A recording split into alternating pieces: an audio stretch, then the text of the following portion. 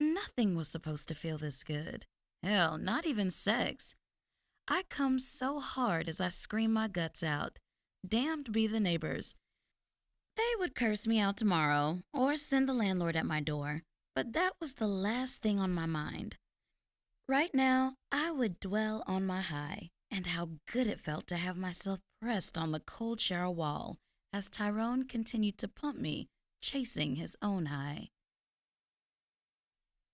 It had been a couple of days since Tyrone went all rogue on me sexually, of course.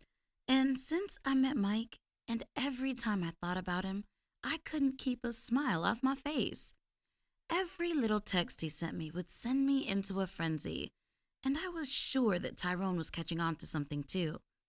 Every time I left some of his texts unanswered because I didn't know how to reply to it or if it was even appropriate to send it, he would send another one as if trying to reassure me. It's like he could read my mind. It was like we were connected. Now I was really starting to sound like a loser. "What's with you and the phone lately?" Tyrone asks as he gets up from the stool he was working on. "Nothing's up. You have just been so busy nowadays to spend time together, so I made some friends." "So now it's my fault that I work so hard to provide for the both of us?" he says without even stammering. This guy is seriously not okay. We both have our jobs, and aside from a few pairs of clothes from my favorite store, Freaks Only Please, and a sex toy that he bought me from Adam and Eve after he noticed my obsession with them, there was nothing else to factor in. So much for providing. I'd say he really had some nerve. I would hold it right there if I were you. I provide for myself, okay? That came out wrong. I have just been under a lot of pressure lately, and after the promotion, it's next to impossible to find any free time for us, Tyrone says with a sigh. We talked about it throughout the night and had some fun with my toy, which I named Little Tyrone. It was clear to the both of us that this relationship was not going to work, given how he had a lot on his plate, and so we called it quits. Honestly, I wasn't even sure if I was sad about it, because I knew I had Mike to fall into. I watched him pack the little of his stuff that had ended up in my apartment as I lay on the bed. There wasn't a lot of his stuff to pack, and after a few minutes, he was gone after making me promise to call him if I needed anything. The wink that followed next made me know exactly what he meant by that, but I was pretty sure I would be okay sexually without him. Time to hit up my next jackpot. I was really excited to see how well he would fare up. Once he had closed the door behind him and made his leave, I texted Mike to meet me at a spot that I liked. It reminded me of all the toys I would buy. I pinned him the location. He replied instantly to meet him there, and I got up to go shower and dress up. Looks like I won't be needing this anymore, I say as I pick up little Tyrone and put it in a box behind my closet, where I had stored other sex toys from my previous partners. I hesitantly placed the vibrator he had bought me in the box, even though I wasn't ready to be done with it. Rules were made for a reason. I also pushed the clothes he had bought me too in the back of the closet, knowing that I won't be wearing them for a long time. I plan to get new ones anyway. I'm out of the house in a few, and when I get to our agreed location, I find that Mike is already there waiting for me. In gray sweatpants yet again. He knew what he was doing. "I had a lot of ideas on where you were asking me to meet you, but this was not what I had in mind," he says as I exit my car and make my way towards him. I laugh nervously as he places his lips on me, kissing me deeply. As shy as I was, I had been dying to do this ever since I met him. And now that I was free, I could do so without the fear of being caught or anything. I pull back from him breathlessly as he looks at me with a simple smile plastered on his face. "You're full of surprises today," he says as he pulls me back in for another kiss.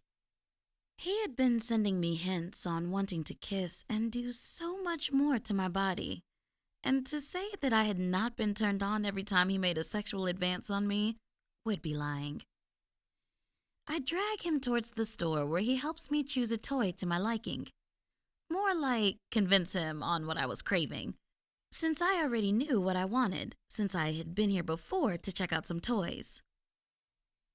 The one thing I had loved about the store was that they had an area set aside for people who wanted to try their toys immediately after purchasing them. And that is why I had dragged Mike here today. I could not wait for him to try the toy on me. After he paid for my purchase, I dragged him to the back of the store, which was only exclusive to customers. We could hear noises coming from the other rooms as we made our way to our assigned room, and by the way he tightened his hold on my hand, I knew he could hear them too. Not that they were making a point of being quiet or anything. I didn't mind at all, as it turned me on even more. But what I couldn't tell was if Mike was feeling the same way. I take a look at him, but he's not looking at me, rather than staring at a couple that is making out by the end of the hallway. This turns me on even more, and by the hard print on Mike's pants, I can tell that it turns him on too. I smile as I swipe the key card on our room and push the door open. We are hardly inside the room when he pushes me against the wall, kissing me. Before I know it, we are both stripped naked, lying on the carpet, with him on top of me and his fingers in me. "Scream for me, baby," he whispers as he nibs on my ear and plunges his fingers deep inside me. I let out a scream, which only makes him increase his pace even more. He takes out the curved dildo that I had never tried before as quickly as he can, and after cleaning it up a bit, he shoves it inside my pussy. "Ugh, Daddy," I moan as he thrusts me with the dildo and rubs on my clit. "You wanted this. Take it," he says as he continues. To say that by the time we made it out of the sex shop I was limping would be an understatement. The man could thrust, and boy could he do it well. We were now on our way to buy more toys, and later to buy some outfits he had helped me pick after our steamy session. "Who are you texting?" I ask as we later stand outside. "A friend of mine. Apparently he's here too."